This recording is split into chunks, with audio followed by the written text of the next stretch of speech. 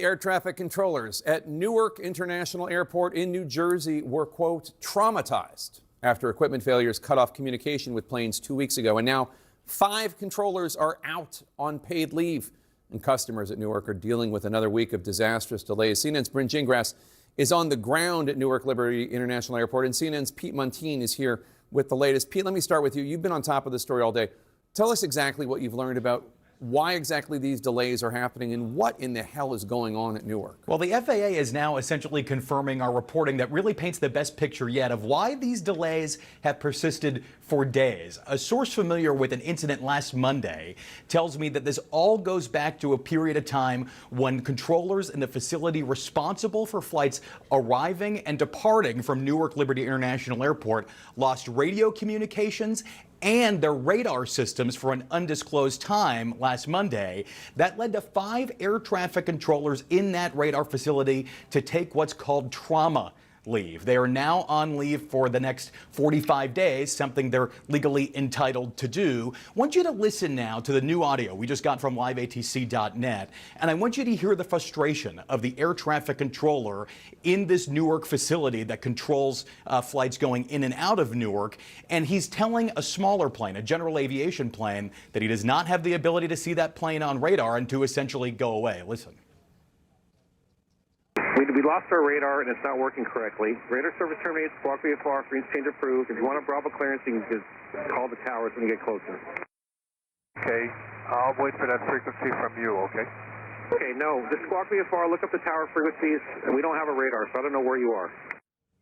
We also heard today from Senate Democrat Chuck Schumer, who says while the FAA has been investigating its own incident here, the Department of Transportation Office of Inspector General now has to launch a probe immediately, he says. He also points back to a move by the FAA last July in which it moved the facility responsible for Newark airspace from Long Island to Philadelphia. The whole idea there was to shore up staffing shortages. Schumer says this, in essence, backfired. There are some pretty big questions here that people are asking about. Why can't controllers be drag and dropped essentially from one place to another? These are location-specific jobs. It's not that easy. The FAA is not really detailing a fix in the near term right now, Jake. And Bryn, another day of major delays at Newark International Airport. What are you hearing from customers? Yeah, Jake, let's put it this way. If you have a flight in or out of Newark that hasn't been delayed or canceled, go outside, buy a lottery ticket right now, because that's all we're seeing on the boards. As you look at the Terminal A departures, we're in Terminal B. Now, Terminal A here at Newark typically has those domestic flights, but you can see delayed, delayed, delayed. It gets even worse when the screen changes. Terminal B, where we are, like I said, a lot of international flights, but again, some of it is open for check-in hours early, but it really is not a big surprise if you actually see that check-in too delayed. It's very rare to see a flight take off at Newark. It is that bad, and we are now into the 8th day of these disruptions for travelers, and people are at their wits' end. Actually, someone just walked by us and says, I'm going to kill somebody. They're so angry. That's what we're seeing, is anger and a lot of frustration. Take a listen to one traveler. Now I have to kind of request time off, which sometimes that can turn into penalties for me because it's last minute. And I'm an hourly worker, so I don't get benefits. So I can't even kind of like compensate that lost time. Like, oh, I can just use my sick hours. I don't have the luxury of doing so. Yeah, it really is the perfect storm here at Newark. We are actually having low cloud cover here at the airport. It's those issues that Pete was just describing to you.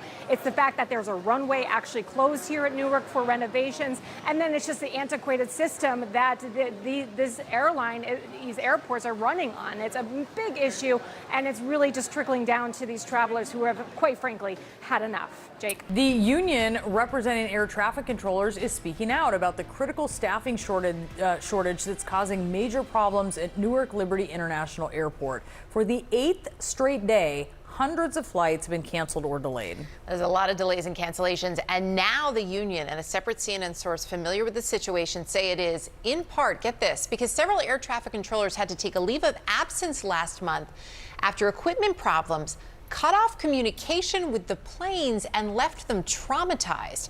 CNN aviation correspondent Pete Montine joins us now. I mean, I read that earlier, Pete, and I thought, How bad did it have to be that they are at the point where they are too traumatized to come to work? This is awful and scary. These new developments really paint the best picture yet of why we've had these 8 days of delays for flights going into and out of Newark. Here is the latest. This all goes back to an incident last Monday at the key radar facility responsible for flights departing and approaching Newark. And a source familiar with that incident tells me that controllers there lost both radio communications and a picture on their radar scopes for an undisclosed time, meaning those controllers were essentially trying to do their jobs blind. They call it NORDO, no radio, which led to at least 5 controllers taking what's called trauma leave, which they're legally allowed to do. They're now off for the next 45 days. This is a huge development, and we know that the FAA has been investigating the cause of the equipment outage that triggered these staffing shortages. Just last week, the FAA acting chief told me a team has been on the ground to figure out the nature of that equipment problem, but now Senate Democrat Chuck Schumer is calling for the Department of Transportation Inspector General to launch a probe immediately. This is what he said about the outage at that Newark radar facility. He says the equipment there is aging and it must be fixed yesterday. Listen. The technology is old and must be updated. It was one of the things that happened at Newark is a copper wire burnt.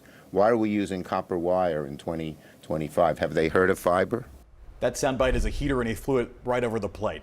Copper wire, he says, is the cause of this issue initially. Schumer also called out the FAA's move of that Newark radar facility from Long Island, New York to Philadelphia. The FAA did that last July in hopes of enticing new hires and shoring up its staffing problems. Schumer says it's actually made problems worse. Newark is really emblematic, though, of the air traffic control staffing problems nationwide, and the Union of Air Traffic Controllers says there's still 3,000 controllers short nationwide. They're also clarifying this one point. Last Friday, United Airlines CEO Scott Kirby sent out a memo to passengers in which he said that controllers walked off the job. That union says it's unfair because controllers were traumatized and they took this leave, once again, something that they're legally allowed to do. Wow. That is a lot. I have to say, honestly, you're processing all of it. We did also want to ask you about, there's some new reporting you have about the Army pausing helicopter flights here in D.C. The big thing here is this all stems back to an incident last Thursday. It was about 2:30 in the afternoon when planes were coming into Reagan National Airport, and this helicopter from the same Army battalion that was involved in that mid-air collision back on January 29th was arriving at the Pentagon, not too far away. We're talking as the crow flies, maybe a half mile, maybe not even. And so the controller in the tower there at Reagan National Airport told these flights to go around because that controller feared that these airplanes and helicopter were ultimately getting too close to one another. Nobody heard in this. Those planes came back around and did successful landings. There's been a bit of a scuttlebutt here about why the helicopter was there, if it was supposed to be flying around the Pentagon, if they were taking the scenic route, that's what the FAA initially said, or if they were not actually cleared to land at the Pentagon and told to go around once themselves. So now the big development here is that the Army says it is suspending flights by the 12th Aviation Battalion around the Pentagon and around Reagan National Airport. This is essentially a huge admission here, and the Army is now trying to backpedal to make it so that this does not come off badly on them. There's been a lot of scrutiny about helicopter flights in the D.C. area since that crash. Yeah, wow. Pete, thank you. Anytime.